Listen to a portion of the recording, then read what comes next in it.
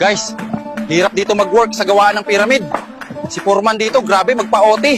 Habang buhay ang OT, may palatigo pa. Sa mga nagtatanong anong cobra namin dito pag pagod na kami, eto guys, dito kapag pagod ka na, papakagat ka na lang sa cobra para umikli na yung lifetime contract mo, di ka mapagod. Guys, mag-uukit kami ng edits dito sa pader ng pyramid. Di alam ni Foreman, lalagyan namin ng edits ng Pinoy itong pyramid. Guys, ayan yung tintrabaho namin dito.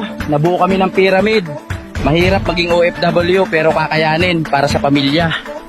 Grabe ka kasi magpa-OT por eh. Nanlalatigo ka pa. Kaya ka tuloy minamalas. O ayan, insekto overload. Guys, mag-uukit kami ng tarob dito sa pader ng pyramid para malito ang mga archaeologists sa future kung ano to. Di nila alam, tarob lang pala. Guys, na-scam kami. Sabi magkakapera kami. Pyramiding scam pala, literal pala to. Papagawain kami ng pyramid. Guys, nakakamiss kumain ng mami sa Pilipinas. Dito sa gawaan ng pyramid, ganito ang mamihan namin.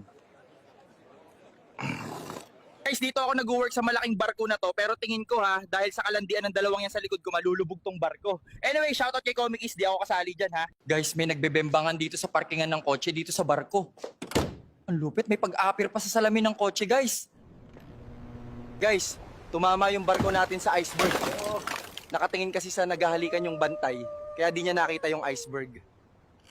Ayan, dahil sa kalandian na yung dalawa, tumama tuloy sa iceberg tong barko, nalubog na tuloy. Di talaga ako kasali dyan ha.